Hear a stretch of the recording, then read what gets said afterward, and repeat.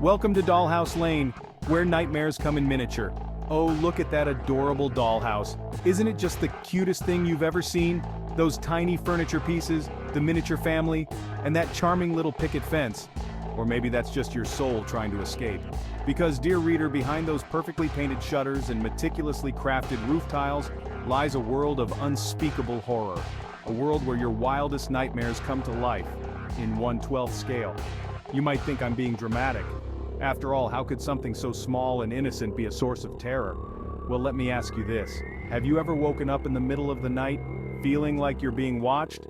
I'm talking about those beady little eyes peering out from the dollhouse in the corner of your room.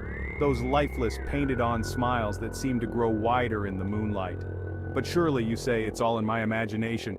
Dollhouses are just toys, right? Harmless playthings for children to act out their domestic fantasies. Oh, you sweet summer child. Welcome to Dollhouse Lane, where the doors are always open, even when you could have sworn you closed them. Let's take a stroll down memory lane, shall we? A quaint little path lined with dollhouses from centuries past. Oh, look at that 17th century Dutch cabinet house. Isn't it charming?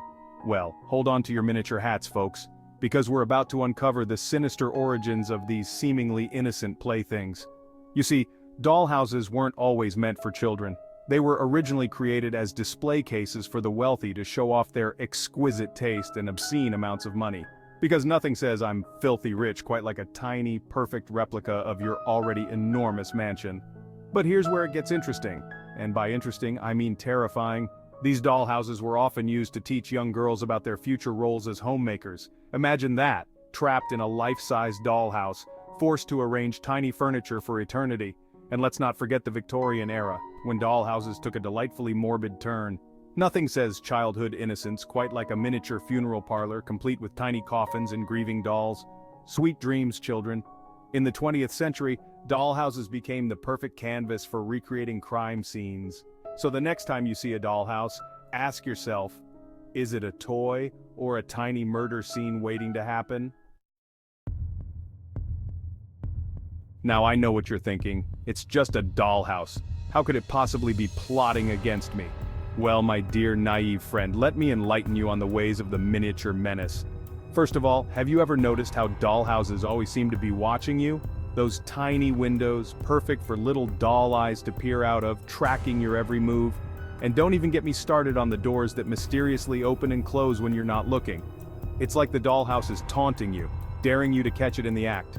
You might think it's just a draft, but is it really? But the real danger lies in the details. Those perfectly crafted little objects, so small and innocent looking, are actually deadly weapons in disguise. That miniature kitchen knife? It might be small, but I bet it's sharp enough to give you a nasty paper cut. And that tiny chandelier? One good shake and it could come crashing down, impaling your unsuspecting toe. Imagine the pain and the surprise. It's a minefield of microscopic mayhem, I tell you. Every corner, every piece of furniture, a potential trap waiting to spring.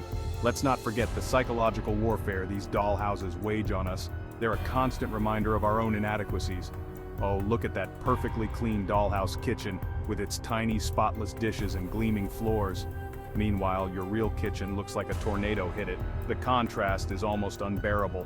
The dollhouse is clearly judging you, silently mocking your inability to keep your life as tidy as its miniature rooms.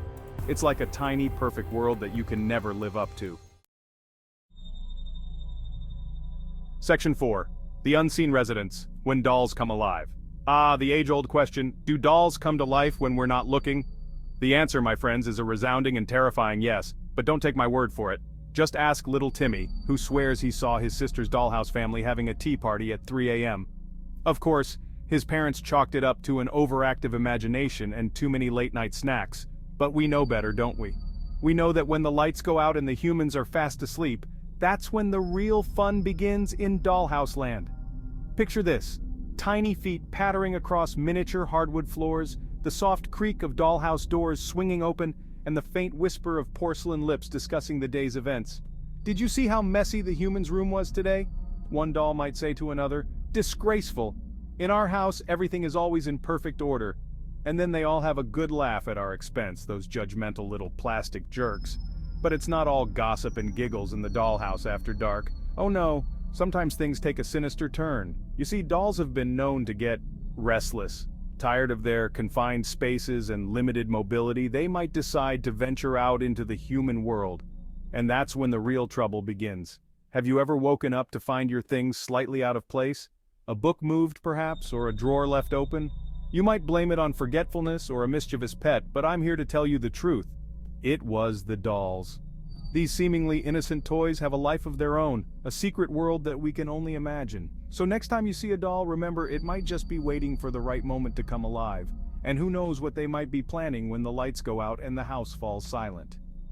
As dawn approaches, they return to their places, leaving no trace of their nocturnal adventures, and we wake up, blissfully unaware of the secret lives of our tiny porcelain friends. Section 5. Tiny Terror's Real-Life Dollhouse Horror Stories. Gather round, dear readers, for I have some truly chilling tales to share. These aren't your run-of-the-mill ghost stories or urban legends. No, these are real-life accounts of dollhouse horrors that will make you think twice about that adorable miniature mansion collecting dust in your attic. Our first story comes from Sarah in suburbia, who swears her daughter's dollhouse is haunted. Every night, she says, I hear tiny footsteps and whispers coming from the dollhouse. But when I check, everything is perfectly still. Poor Sarah. She probably thinks she's going crazy. Little does she know, she's just experiencing the joy of living with a portal to the underworld disguised as a children's toy. Next up, we have Tom from Toledo, who bought an antique dollhouse at a garage sale. Big mistake, Tom. Huge. He claims that every morning he wakes up to find the dollhouse furniture rearranged. At first, I thought it was my cat, he says. But then I set up a camera.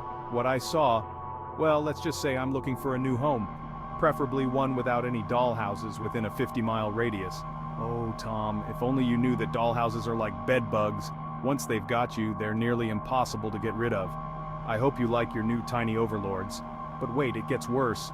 Meet Emily from Edinburgh, who inherited a Victorian dollhouse from her great-grandmother. Emily thought she'd struck gold with this beautiful antique. That is, until she started hearing children's laughter coming from it in the middle of the night. I live alone, Emily says, and I definitely don't have any children. Congratulations, Emily. You're now the proud owner of not just a dollhouse, but a whole family of ghostly miniature squatters. I hope you've brushed up on your tiny exorcism skills because you're going to need them. These stories are just the tip of the iceberg. There are countless other tales of haunted dollhouses out there, each more terrifying than the last. So, the next time you see a charming little dollhouse, remember these stories and think twice before bringing it into your home. You never know what might be lurking inside those tiny walls. Section 6. The Dollhouse Diet Shrinking Snacks and Miniature Menace. Ever wondered why dollhouse residents always look so slim and trim? It's not just because they're made of plastic, my friends. No. These tiny terrors have a diet plan that would make even the most hardcore fitness guru weep with envy. Welcome to the dollhouse diet, where portions are microscopic and the calories don't count, because they're imaginary. But don't let that fool you. These miniature meals pack a punch that's anything but small. First on the menu, we have the incredible shrinking sandwich.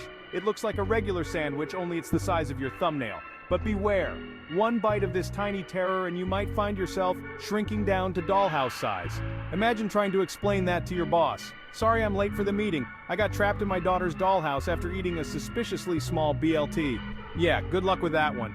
And don't even think about washing it down with a thimble-sized glass of milk. That's how they get you. So the next time you're tempted to sample the dollhouse cuisine, remember, in this world, you're not what you eat. You're what eats you. Section 7. Decorating for Disaster Interior Design Gone Wrong. Ah, the joys of dollhouse decorating. It's all fun and games until someone loses an eye to a miniature chandelier, am I right? But fear not, intrepid interior designers of the diminutive world. I'm here to guide you through the treacherous waters of dollhouse decor. First rule of thumb, always wear protective goggles. You'd be surprised how often people end up in the ER with a tiny armchair lodged in their cornea. It's not a good look, trust me. Now let's talk about wallpaper. In the real world, wallpaper is just a benign way to cover up your walls. In the dollhouse world, it's a portal to hell. That's right, folks. Choose your dollhouse wallpaper wisely, or you might find yourself staring into a tiny patterned abyss. And let me tell you, that abyss stares back, with tiny beady eyes and possibly tentacles. So maybe stick to a nice neutral beige,